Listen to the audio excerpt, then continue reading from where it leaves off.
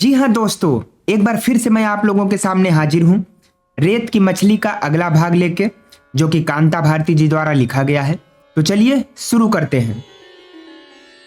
नींद टूटी तो थोड़ी देर तक मैं समझ नहीं पाई कि सुबह हो चुकी है या रात उतरने वाली है। कुछ देर के बाद ही मैं सुस्थिर हो पाई। मानसिक क्लांति के कारण संभवतः सारे दिन मैं सोती रही थी। धूप बिल्कुल जा चुकी थी। आकाश पर रोशनी के अंतिम लक्षण बीतने वाले थे। मैं चौंक कर उठ बैठी। पलंग के पास की छोटी मेज पर मेरी वह डायरी पड़ी हुई थी, जिसे पढ़ते पढ़ते मैं थक कर सो गई थी। पर्दा हटा हटा कर आगे बढ़ते हवा के हाथ उसके पन्ने उलट पलट जाते थे। जो पन्ना खुला हुआ था, उसकी तारीख चमक रही थी। 14 मार्च 1963। तिथि के नीचे गांधी के शब्द छपे थे। प्यार किए बिना हम कुछ नहीं कर सकते। प्यार से ही त्याग की भावना आती है, और त्याग ही मानव को सच्चे अर्थों में मानवीय बनाता है, स्वार्थ से उठाता है। क्या सचमुच उठाता है? या सचमुच मानवीय बनाता है? तभी दरवाजे पर आहट हुई। मैं थोड़ा सा चौंक गई। यंत्रवत मैंने डायरी बंद कर ली और उसे छिपाने जा रही थी कि कुमुद अंदर आ गई। उसने देखा और अचानक जोर से बोली, ए यूनाटी, क्या छुपाया जा रहा है? डायरी तकिए के नीचे करके मैंने खिसियाहट भरी आवाज में कहा, कुछ भी तो नहीं। छुपाना क्या था? कुमुद ने अपना बैग पलंग पर फेंका और तकिए की ओर झपटी, लेकिन मैंने डायरी उसके हाथ में जाने नहीं दी। काफी देर तक छीना झपटी के बाद शायद वह ऊब गई। झल्ला कर बोली, जा हट, मर, छुपा ले, मत दिखा। फिर स्वस्थ होकर बोली, देवी जी, कुछ चाय वाय हुई या नहीं? हल्का सा अपराध का भाव मन में उभरा। मैं देर तक सोई रही। कुमुद ऑफिस से थकी हुई आई होगी, उसे एक कप चाय तैयार दे सकती तो कितना अच्छा होता। अचकचा कर मैं उठ गई। बोली, अभी तैयार करती हूँ, तुम बैठो। अरे पागल हुई हो, मैं ही बनाती हूँ, कहकर कुमुद बरामदे के कोने में बनी रसोई में खड़ी हो चाय बनाने लगी। इच्छा हुई कि डायरी के अधूरे छोड़े हुए पन्ने फिर खोल लूं, लेकिन वैसा कर नहीं सकी। प्यार से आदमी मानवीय बनता है, स्वार्थ से ऊपर उठता है। क्या यह सच है? जीवन का बीता हुआ इतिहास एक ऐसे यंत्र की तरह चेतना पर घूमने लगा, जिसमें बहुत से निशान बने होते हैं और जिससे किसी वस्तु का आकार आंका जाता है। लेकिन प्रेम के संदर्भ में लिखा हुआ वह सत्य जीवन के इतिहास के उस यंत्र में खरा उतरता है क्या? प्यार की इस निष्ठा में जीवन के दूसरे चक्र कितना खेल खेलते हैं, यह कौन जानता है। कब चाहा था मैंने वह सब जो कुछ भी हुआ? क्या वह सब प्यार का ही सत्य था? क्या प्यार के इसी उबलते हुए सरोवर में कमल के बजाय सिवार और काई नहीं उगती? क्या प्रयत्न से सिवार और काई का उगना रोका जा सकता है? मैंने चाहा था कि शोभन वह प्यार बने, ऐसा प्यार बने जो मुझ तक ही सीमित रह सके, जिसमें हवा के साथ उड़ती बालू का भटकाव न हो, जिसमें कण कण मन और तन को सहेज कर प्यार की फुलबगिया में सीमित कर दिया जाए। लेकिन क्या कुछ नहीं हुआ उस बीच प्यार की उस फुलबगिया में। क्रोध, जिद, खीज और कुंठा के कितने ही कांटे उगे। कितनी ही बार मेरे और शोभन के बीच ऐसा लगा जैसे एक रेगिस्तान उगाया हो। फिर वह रेगिस्तान अनचाहे ही बढ़ता गया। मेरी चाहत और शोभन की बाहों के बीच का रेगिस्तान एक दिन इतना विस्तृत हो गया कि एक सिरे से दूसरे सिरे तक दृष्टि से उसे बांधना भी असंभव हो आया। सुनसान, भयानक और दिल मिलाती हुई दोपहर थी वह। 7 जून 1960। सजा सजाया घर, मोहाविष्ट शोभन समेत मीनल को अर्पित कर गोद में नन्ही तोरू के साथ इसी जलते रेगिस्तान की रेत में निकल आई थी मैं। चक्कर पर चक्कर और चक्कर पर चक्कर काटते हुए अकस्मात चौंक कर तपती रेत में पीछे मुड़ देखना कि कोई मुझे बुलाने आ रहा है। चमकती हुई रेत के उस छूटे हुए रास्ते के अलावा और कोई भी नहीं। तपती रेत का वह रास्ता है जो पीछा करते हुए मेरे साथ साथ चला आ रहा है। 1.5 बरस लंबे लंबे दिनों को अपने पीछे आते महसूस किया और बार बार चाहा कि इसी रेत के बीच कहीं एक दलदल मिल जाए जिसमें मैं समा जाऊं, लेकिन टखनों तक धंसकर भी आगे डूबा न गया। जीने की इच्छा का कोई एक तार बराबर आगे और आगे खींचता रहा। चिलचिलाती हुई दोपहर, गर्मी से ऊबे मुरझाए पेड़ और लू से तपता हुआ एक छोटा सा स्टेशन। तोरू को कलेजे से चिपकाए हुए सामान का छोटा सा बंडल संभाले मैं टिन के साइबान के नीचे बेंच पर इंतजार करती हूँ कि वहां सामने बिछी हुई जलती पटरियों पर एक ट्रेन आएगी। चेहरे पर बार बार पसीना आ रहा था। पसीना तपन का ही नहीं, घबराहट का भी था। कैसे आ गई मैं यहाँ तक, बिल्कुल अकेले? कहीं कोई परिचित मिल गया तो क्या होगा? क्या सोचेगा वह? घर पर लौटकर माँ और पिता से क्या कहेगा? सोचती कि इस सीमेंट के प्लेटफॉर्म पर ही रेत का वह विस्तार पैदा हो जाए जिसमें फंसकर मैं डूब जाऊं। घबराहट हटाने के लिए मैं इधर उधर ध्यान बटाने लगी। देखा, तोरू के चेहरे और नन्हे नन्हे हाथों पर पसीना छलक आया है। पसीना पोंछा, उसे लू से बचाने के लिए पानी पिलाया और फिर रुमाल टटोल कर देखा कि टिकट सावधानी से बंधा है। मृगतृष्णा के वे दिन भी कैसे बीते थे। बच्ची बहुत छोटी थी जब मैं उसे लेकर अकेलेपन के रेगिस्तान के इस पार माँ के पास लौट आई थी। सोचा था शायद कभी खोया हुआ प्यार लौटे, शायद कभी दूसरी फुल फुलबगिया की रातरानी की गंध का झोंका आए, शायद फिर कभी नाद के पानी में उगाया कमल मेरी आंखों को परस जाए और दो बाहों के बीच नया जीवन उगे। लेकिन मेरी तृष्णा बदली नहीं, चाहा हुआ सच नहीं हुआ। 2 बरस रेत में भटक भटक कर आखिर इस प्लेटफॉर्म पर आ पहुंची। ट्रेन आ रही थी। छोटे प्लेटफॉर्म पर हलचल शुरू हो गई थी। गिने चुने कुली ट्रेन के इंतजार में आकर खड़े हो गए थे। 10-12 मुसाफिर सामान सहेजने और भागदौड़ करने लगे थे। मैं क्या सहेजूं? सब कुछ बिखरने के बाद अब जो जिजीविसा के 2 कण मेरे आंचल में बचे थे उन्हें मणि की तरह सहेज कर मैं खड़ी हो गई। एक कुली ने मेरे करीब ठिठक कर कहना चाहा कि मुझे उसकी जरूरत है या नहीं, लेकिन फिर कुछ सोचकर दूसरी ओर चला गया। चमकती हुई धूप में क्षितिज के पास जहां दोनों पटरियों ने मिलकर सुई की नोक जैसी बना ली थी, वहां एक काला बिंदु भरकर डरावने ढंग से बड़ा होता जा रहा था। जैसे जैसे वह काला बिंदु बड़ा होता गया, उस छोटे से स्टेशन के टिन के साइबान में कपकपी भरती गई। प्लेटफार्म के सिरे तक पहुंचते पहुंचते ट्रेन का वह विराट आकार इतना भयानक हो उठा कि मन दहल गया। 2 क्षण में इंजन दहाड़ता हुआ गति कपाता मेरे पास से गुजर गया। ट्रेन धीरे धीरे रुकी। एक जगह मुझे हल्की निराशा सी भी हुई कि वहां भीड़ क्यों नहीं है। उस समय भीड़ का न होना मुझे बहुत सहज नहीं लगा। 2 बरस पहले इसी स्टेशन पर एक गाड़ी रुकी थी। ठीक इसी तरह उस दिन भी यह छोटा सा स्टेशन इसी तरह उजाड़ था। सूने प्लेटफॉर्म पर बनी बेंचें इसी तरह वीरान पड़ी थी। वह ट्रेन मुझे जैसे बलात् किसी असहाय की तरह प्लेटफॉर्म पर धकेल कर दहाड़ती हुई चली गई थी। एक क्षण के लिए मैं समझ नहीं पाई थी कि सामने खड़ी माँ और पिताजी से मैं क्या कहूँ। वे शायद मेरी तरह उद्वेलित थे। बम्बई से यहाँ तक के इस लंबे सफर से कहीं ज्यादा गहरी कुछ बातें थी जो कहीं नहीं गईं लेकिन सुनी और समझी गईं। मेरा श्रीहीन और सौभाग्य विहीन होकर लौटा चेहरा स्नेह सिक्त पिता की आंखों में झलक आया था। शब्द पास नहीं थे कि वे बेटी की यातना को व्यक्त कर पाते, क्योंकि बेटी की यातना उनका अपना भोग भी थी। शब्द तो किसी के पास भी नहीं थे, मेरे पास भी नहीं, माँ के पास भी नहीं, और तोरू तो थी ही अभी बेजुबान। थोड़े दिन के बाद मुझे एक जगह काम मिल गया था। जहाँ काम मिला था वह दफ्तर कोई 25 मील दूर शहर में था। हर मौसम की मार झेलती हुई 25 मील की वह दूरी हर रोज तय करती थी। हर रोज नापी जाती वह दूरी लंबे लंबे 8 घंटों के काम के बीच ऐसी लगती जैसे मैं सिसिफस हूँ जो पत्थर की चट्टान धकेलता हुआ पहाड़ की चोटी तक ले जाता है और चट्टान फिर नीचे लुढ़क आती है। सिसिफस के हाथ से छूटी हुई वह चट्टान मेरे सीने पर आकर गिरती थी। मन कचोट जाता था जब तोरू अपनी तोतली भाषा में पूछ बैठती थी, पापा कब घर आएंगे मम्मी? पापा रात को घर क्यों नहीं आते? वे शब्द कहाँ थे मेरे पास जो बता पाते कि पापा घर क्यों नहीं आते? और यह कि जिसे घर कहा जाए वह कहाँ है? तोरू के वाक्य मन में घुमड़ते रहते और नींद की भाप की तरह उड़ जाती।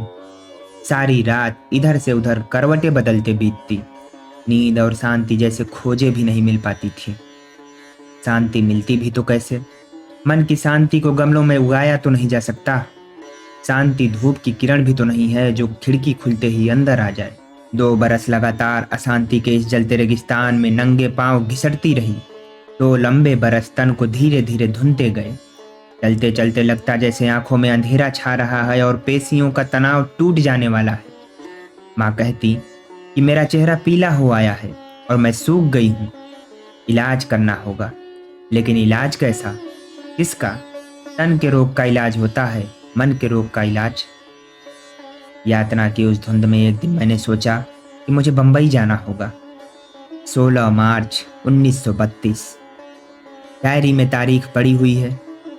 पूरे पन्ने पर थके हाथों घसीट कर लिखा गया है, ऑफिस से 3 दिन की छुट्टी ली है, बंबई जाना है, जाना ही होगा। उपाय कोई नहीं है। तोरू, तोरू, तू क्या समझ सकती है मन का रोग क्या होता है? मन मर जाए तो तन का जीना कैसा होता है? तोरू, तू क्या समझ सकती है कि आगे क्या होगा? मेरा तो बस नहीं। मैं तेरी माँ हूँ, तू समझ सकती है मेरी बात को? 16 मार्च 1962।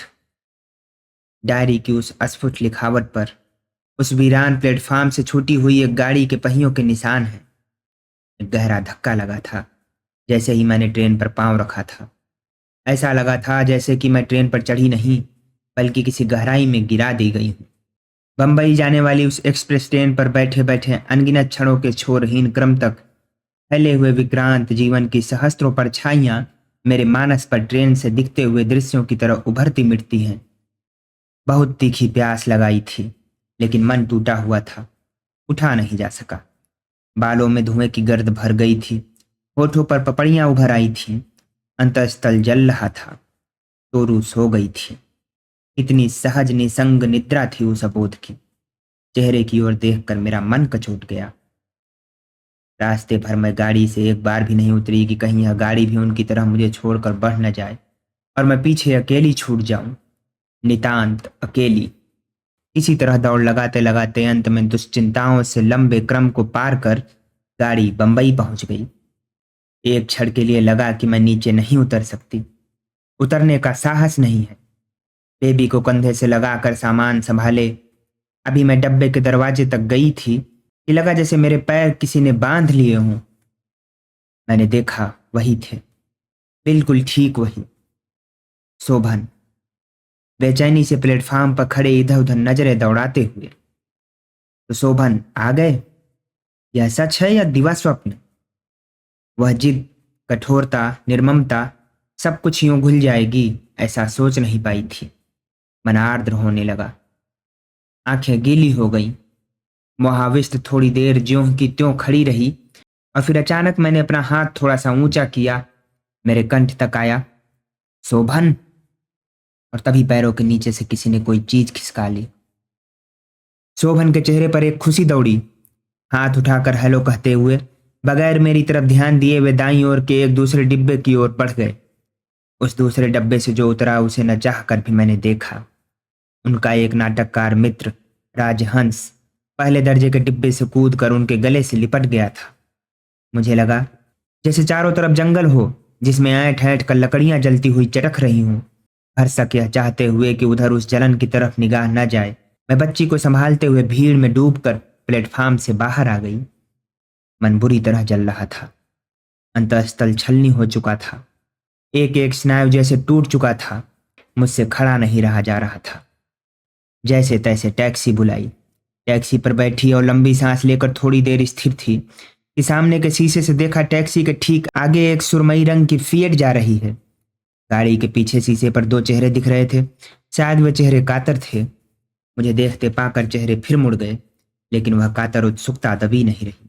उन्हें शायद लग रहा था कि मेरी टैक्सी उनका पीछा कर रही है। हाव भाव से ऐसा नहीं लग रहा था कि वे निश्चिंत होंगे, बल्कि जिस तरह पीछे घूम घूम कर वे टैक्सी की ओर देख रहे थे उससे लगता था कि कहीं वे भयभीत भी हैं। मुझे विश्वास है कि वे निश्चय ही भयभीत हो रहे होंगे, शोभन और राजहंस दोनों ही। संभव है कि राजहंस उस समय शोभन की कातरता के प्रतिबिंब बन गए हों। वैसे भी किन अर्थों में वे शोभन से भिन्न रहे हैं नहीं कह सकती। प्रिया पत्नी को पागल घोषित किया था राजहंस जी ने भी। नाटक लिखने के पहले नाटक खेला भी था।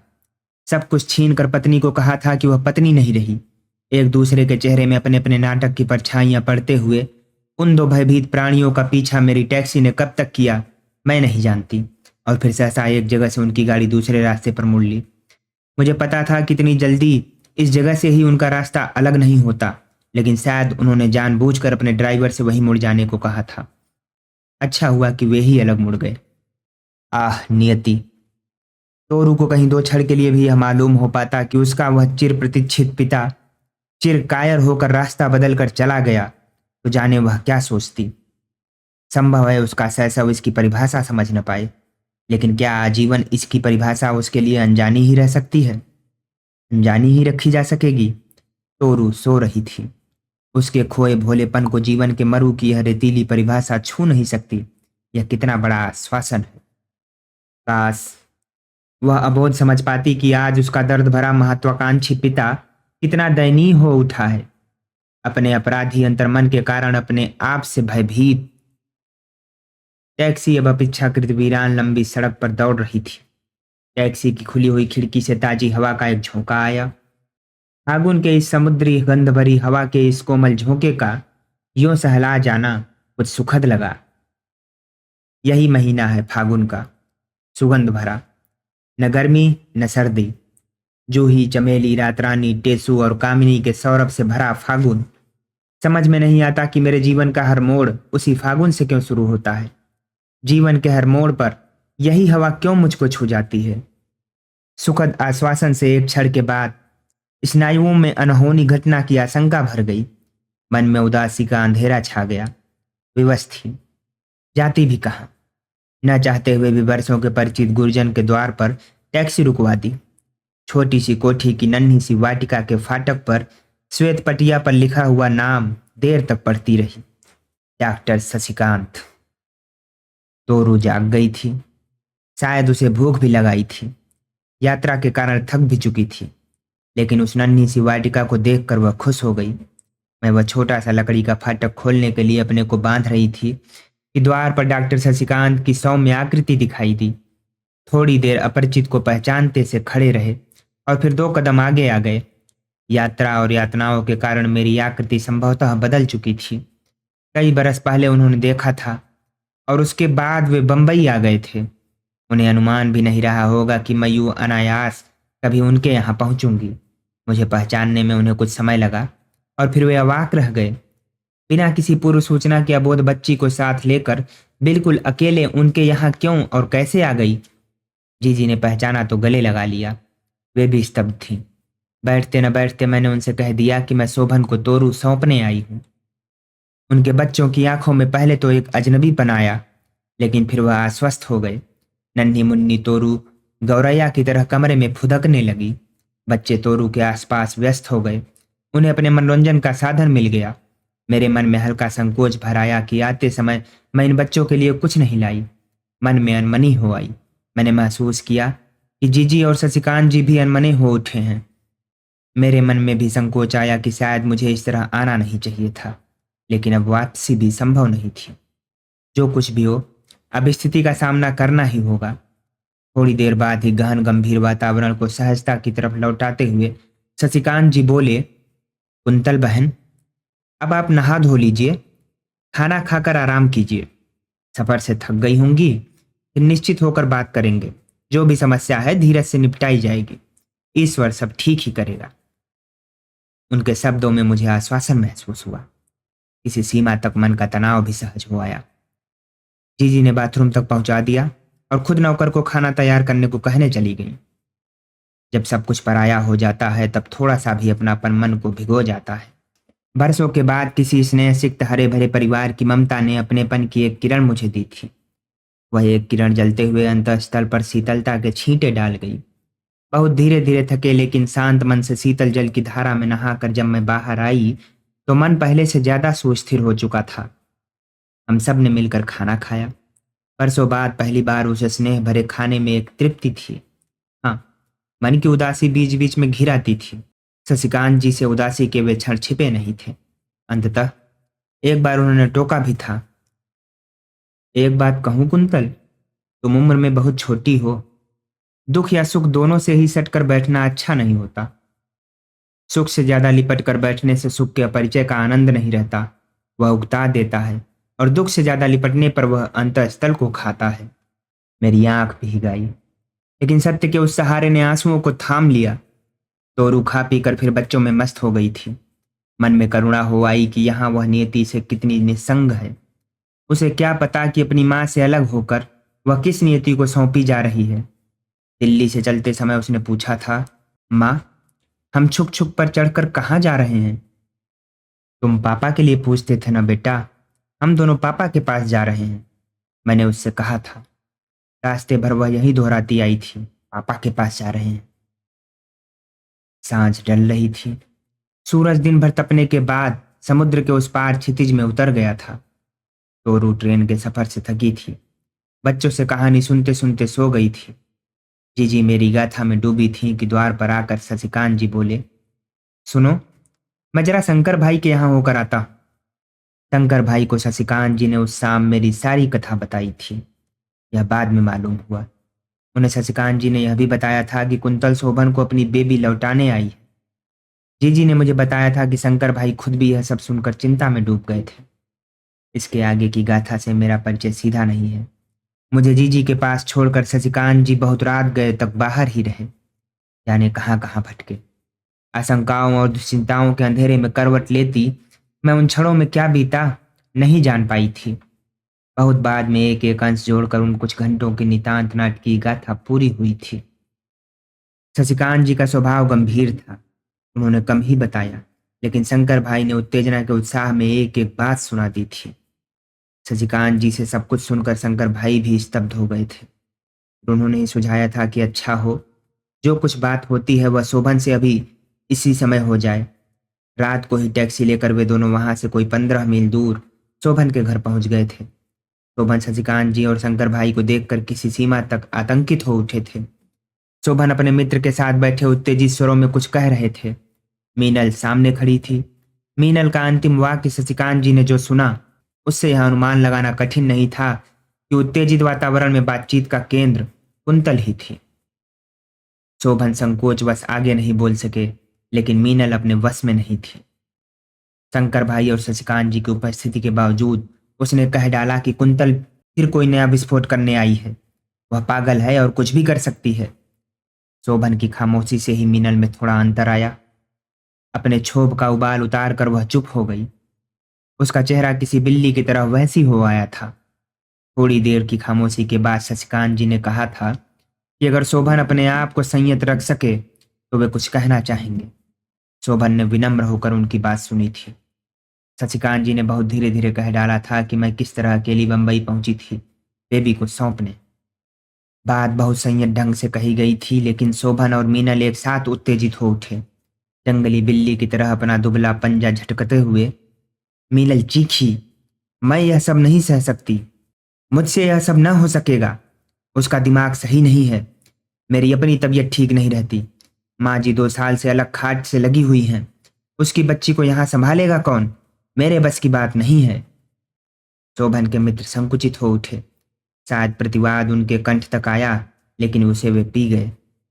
फिर बहुत दबे स्वर में उन्होंने कहा, हाँ, छोटी बच्ची की समस्या तो होगी, और फिर आपकी तबीयत तो काफी खराब रही है।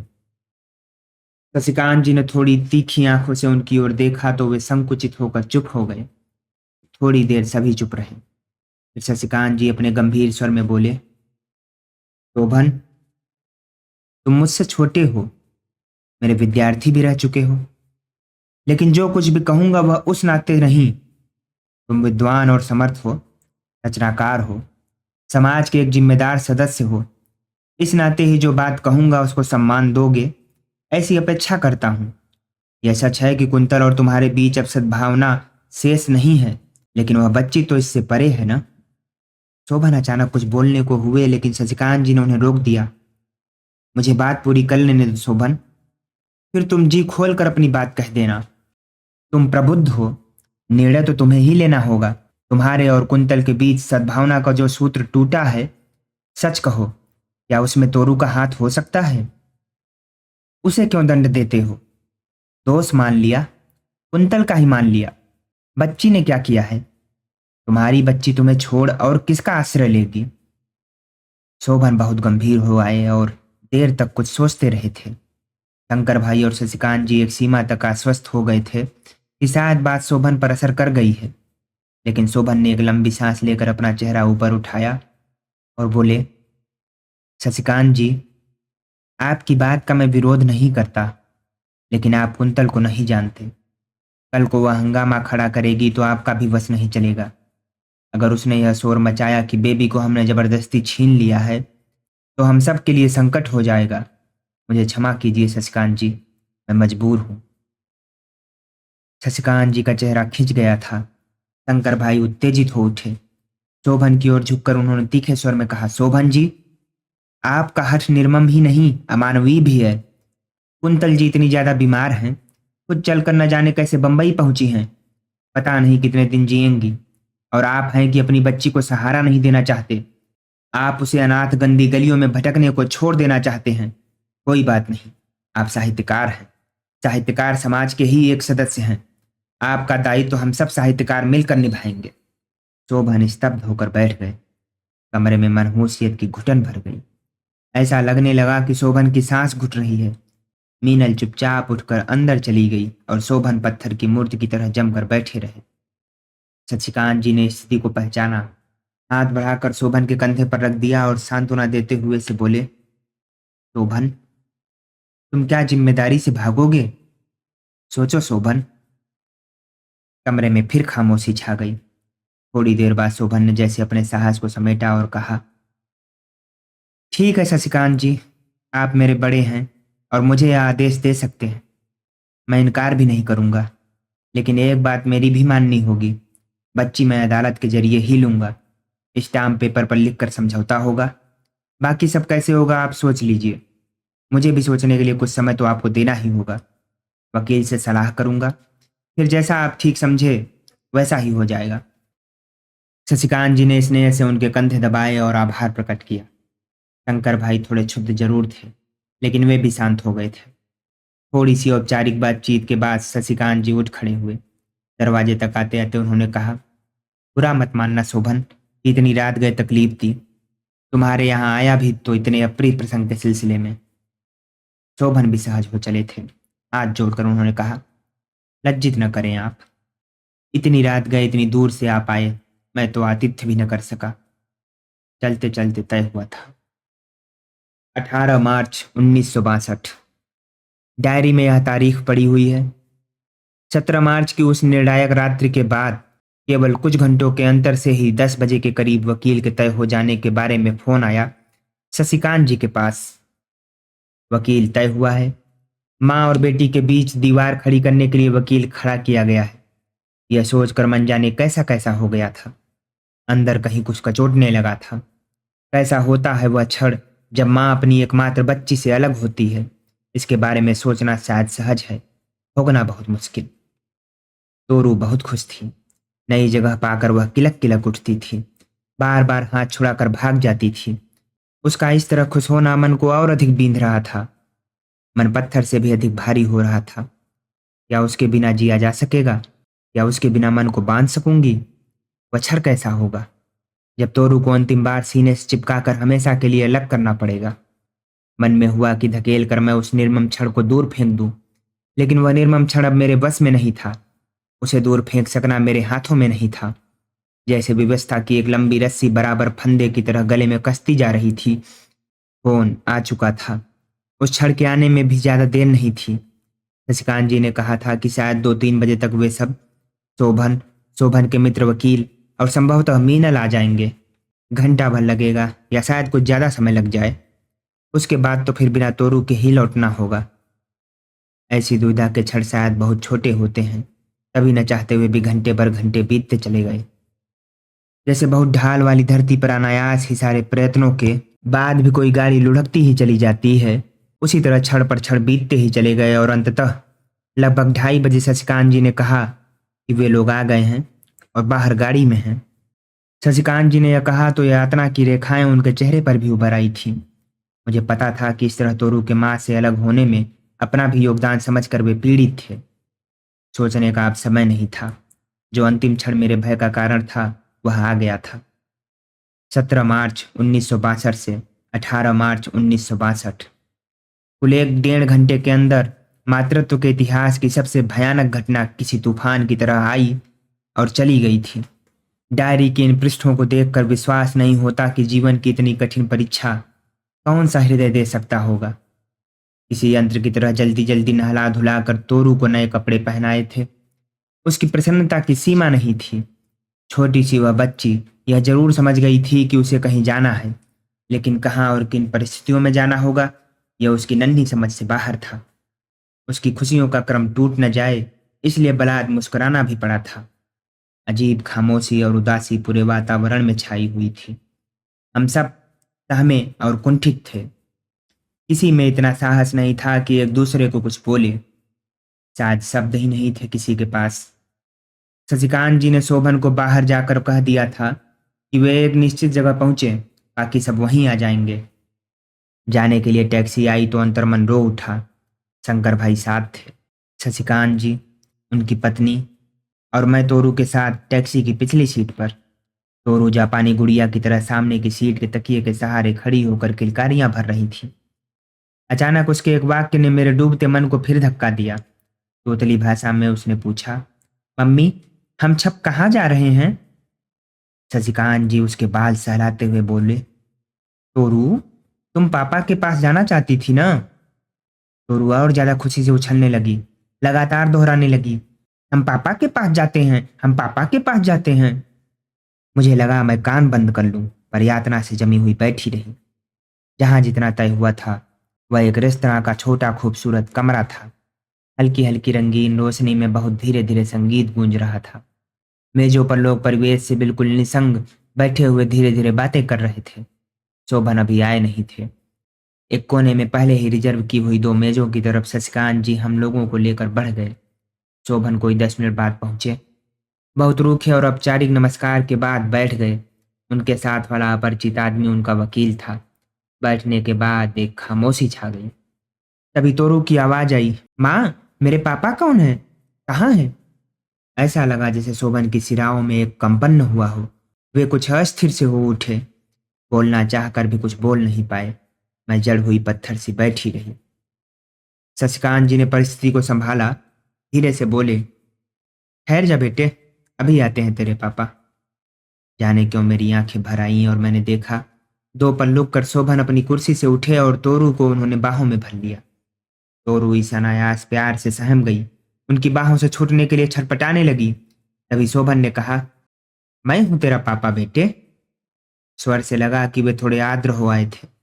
तोरू ने उन्हें पापा के रूप में पहचाना तो पहले वह संकुचित हो मेरी ओर देखने लगी, फिर थोड़ी देर में सहज हो गई। मीठी आवाज में बोली, पापा, तुम हो मेरे पापा? अब वे स्वयं भी अस्थिर हो उठे थे। उनसे सहज नहीं हुआ गया। शंकर भाई और शशिकांत जी ने उन्हें संकट से उबारा। वकील की ओर झुककर बोले, आपने कागज तैयार कर लिया है? हाँ, कागज तो तैयार है, आप देख लीजिए, कहकर वकील ने कागज शशिकांत की ओर बढ़ा दिया। मोटे स्टाम्प पेपर पर बने टाइप किए हुए अक्षरों में क्या लिखा है, यह उस समय चाहकर भी मैं देख न सकी। कागज अभी पढ़ा जा रहा था कि शोभन के नाटककार मित्र राजहंस भी आ पहुंचे। मेरा मन और अधिक कुंठा से भर उठा। शशिकांत जी ने वह कागज उन्हें भी पढ़ाया। मैं जानती हूँ वह कागज वे पहले से ही पढ़ चुके होंगे, लेकिन फिर भी उन्होंने पढ़ने का नाटक किया। अंत में वह कागज शशिकांत जी ने मेरे सामने रख दिया। शब्दों पर मैंने निगाह जमाई, लेकिन पढ़ा कुछ भी न जा सका। आंखें तरल हो आई थीं। शब्द तैर रहे थे और शब्दों के अर्थ जाने कहाँ डूब रहे थे। वैसे भी अब इन शब्दों का अर्थ मिल भी जाता तो क्या फायदा था। जब जीवन का ही अर्थ खो चुका हो तो इन शब्दों का अर्थ खोजना व्यर्थ। कागज ज्यों का त्यों बिना पढ़े मैंने शंकर भाई को लौटा दिया। उस दिन रेस्तरां के उस रहस्यमय वातावरण में एक छोटे से जीवन की अंतिम निशानी, तोरू, शोभन को सौंप कर मैं कैसे घर आई थी यह नहीं पता। कागजों पर दस्तखत हुए थे। शंकर भाई, शशिकांत जी, श्रीमती शशिकांत, राजहंस, शोभन के वकील, मेरे और शोभन के सम्मिलित हस्ताक्षरों से युक्त वह कागज आज भी मेरे पास सुरक्षित है। कानून की नीरस शर्तें किस तरह एक जीवित इकाई को अपने आप में लपेट लेती हैं, यह मुझको अब मालूम हो सका। कागज में सिर्फ इतना था कि इतने दिन के विवाहित जीवन में जो तोरू एकमात्र संबंध बची थी, उसे मैं उन्हें सौंपती हूँ। इस बात का हक मुझको नहीं होगा कि मैं उसे कभी भी अपनी बेटी मानूं या अपने पास रखूं। साल में एक बार उसे देखने की अनुमति होगी, लेकिन बिना यह बताए हुए कि मैं उसकी माँ हूँ। मिलने का स्थान और समय शोभन की अनुमति से तय होगा। थोड़े से भारी भारी क्षणों में सब कुछ समाप्त हो गया, सब कुछ टूट गया। मैं समझ रही थी कि शोभन तोरू को क्यों इतना ज्यादा प्यार कर रहे हैं। उन्हें पता था कि माँ से उसे अलग करके रख पाना दुष्कर होगा। बच्चे को लेकर सबसे पहले वे स्वयं ही रेस्तरां के बाहर आए। कार की ओर ले जाकर बोले, बेबी, गाड़ी पर बैठोगी? तोरू खिल गई। तुम्हारी गाड़ी है पापा? हाँ बेटे, मेरी भी, तेरी भी। बैठोगी ना गाड़ी पर? कहते कहते उन्होंने कार का दरवाजा खोल दिया। तोरू पक्षी की तरह फुदक कर अंदर चली गई और अंदर से आवाज देती हुई बोली, तुम भी आओ ना पापा। मम्मी, तुम भी आओ ना। एक गहरे सन्नाटे के बाद आशंकित तोरू ने फिर पूछा, मम्मी रोती क्यों है पापा? किसी ने कुछ जवाब नहीं दिया। जवाब दिया भी क्या जा सकता था। एक पलायन की भावना शोभन में भर गई थी। जैसे तैसे वह कार में बैठे और ड्राइवर से बोले कि घर चलो।